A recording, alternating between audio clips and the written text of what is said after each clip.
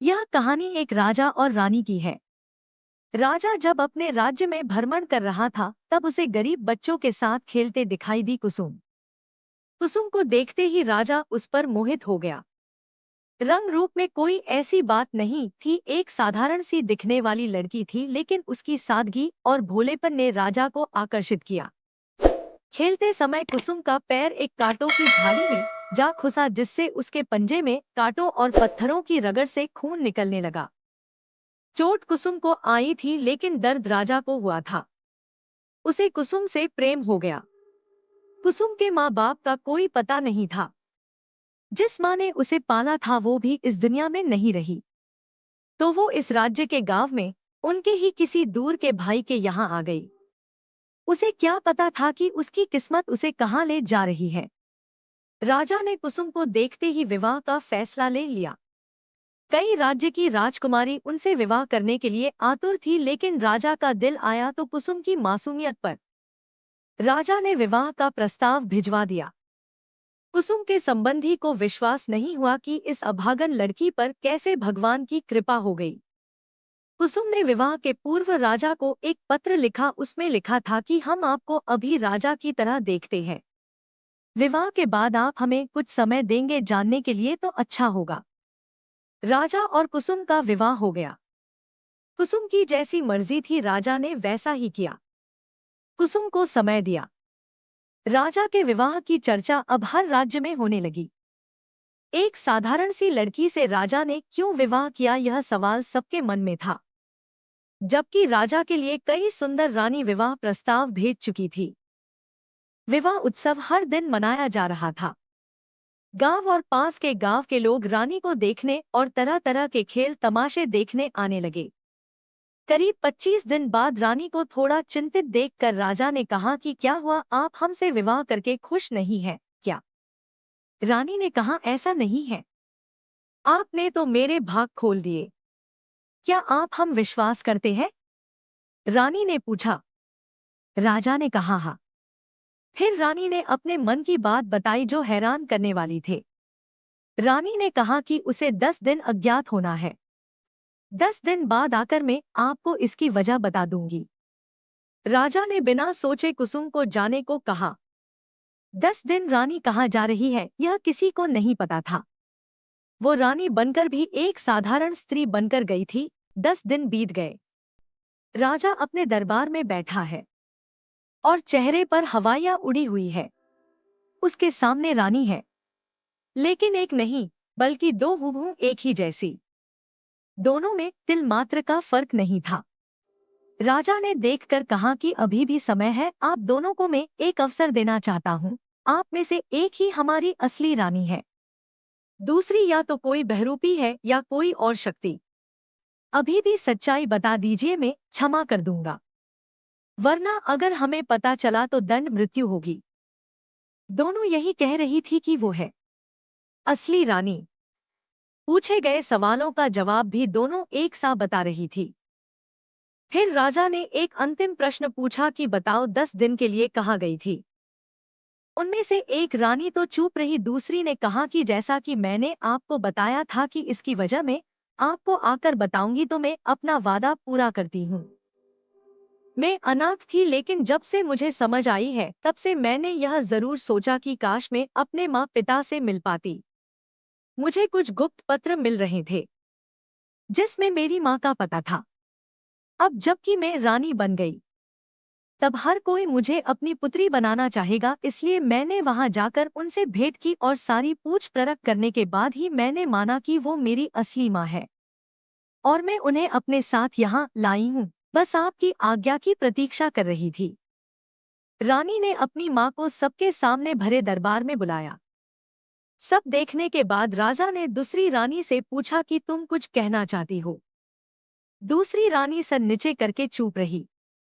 राजा ने कहा कि इस बहरूपी रानी को कारागृह में डाला जाए।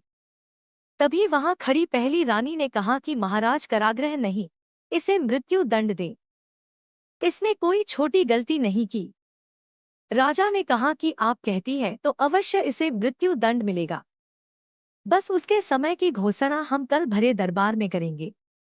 इतना कहकर राजा ने आदेश दिया कि उसे कारागृह में डाल दिया जाए। रात्रि के वक्त राजा अकेले कारागृह गया और बंदी रानी से कहा कि मुझे असलियत पता है। कुसुम यह सुनकर हैरान रह गई और राजा की ओर देखने लगी।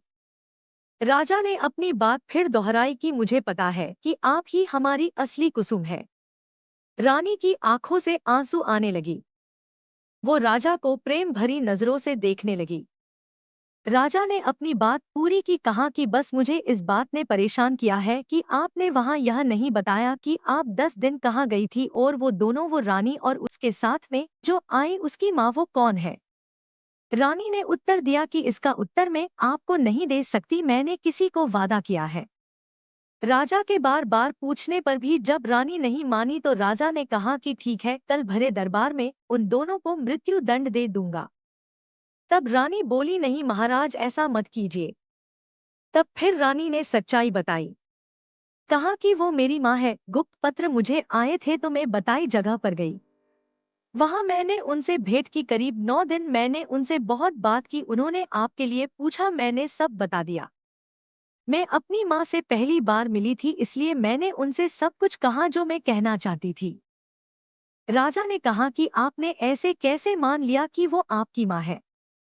उन पत्रों में उन्होंने सब लिखा था जो मेरी पालने वाली माँ ने मुझे बताया था। मैं उनसे कई सवाल करती थी कि कभी मेरी असली माँ मिल जाएगी तो मैं उन्हें कैसे पहचानूंगी।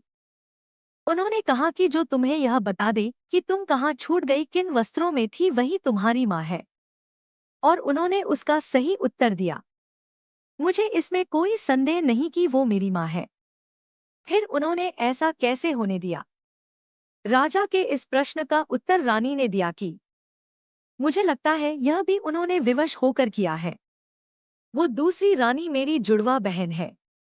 मैंने भी उसे अभी दरबार में देखा है। जब तक माँ सामने नहीं आई तब तक मुझे भी लगा कि वो कोई बहरूपी है, इसलिए मैंने अपना पक्ष रखा। लेकिन जब माँ सामने आई तब मैं समझ गई कि वो मेरी बहन है।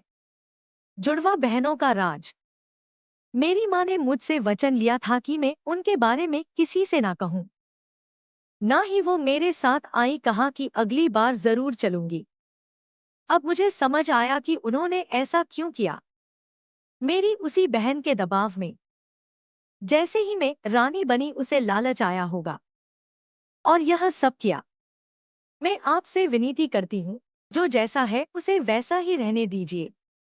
मेरी माँ ने पहली बार मुझसे कुछ मांगा है, अब उसके लिए मुझे अपने प्राण भी देना पड़े तो मैं दूंगी। राजा यह सब बातें सुनकर उस समय वहां से चला गया। भरे दरबार में फिर बंदी रानी खड़ी, साथ दूसरी रानी भी अच्छे वस्त्रों और आभूषणों में थी। माँ खड़ी थी लेकिन मुंह नीचे करके। राजा ने कहा, बहरूपी रानी को 3 दिन पश्चात सबके सामने मृत्यु दंड दिया जाएगा। इतना सुनकर माँ का दिल आखिर पिघल गया। भरे दरबार में जाकर उसने बंदी रानी को गले लगा लिया। रोते रोते कहने लगी, नहीं महाराज, यही है आपकी असली रानी, इसे यह सजा मत दीजिए। राजा ने कहा, हमने कहा कि बहरूपी रानी, हमें पता यह हमारी असली रानी। इतना कहकर राजा ने उस दूसरी रानी जुड़वा बहन को बंदी बनाने का आदेश दिया। पूछा कि बोलो, तुमने ऐसा क्यों किया। उस जुड़वा बहन का नाम सरिता था। उसने कहा कि जब से मैंने होश संभाला है, मिला ही क्या है, ना रूप है ना धन है। माँ भी हमेशा इसे याद करती थी, ना होकर भी यह हमारे बीच में थी। उस दिन अगर इसकी जगह में झूठ जाती तो यह सब मेरा होने वाला था। लेकिन जब इसे देखा तो मुझसे रहा नहीं गया। यह यहाँ राज करे और मैं एक गुमनाम जगह रहूं। यह महलों में, मैं झोपड़ियों में, आखिर ऐसा भी क्या विशेष दिखा उसमें जो मुझ में नहीं। मुझसे भी विवाह कर लीजिए। राजा ने कहा, इतने सालों बाद तुम्हें अपनी बहन दिखी और तुमने यह सोचा, बड़े दुर्भाग्य की बात है। सिपाहियों। राजा के बोलने के पहले ही रानी ने बीच में कहा, महाराज आप इन्हें कृपा कर क्षमा करें मेरे खातिर। महाराज बोले, देखो, जिसे तुम मृत्यु दंड देने वाली थी वो तुम्हारी जान की भीख मांग रही है।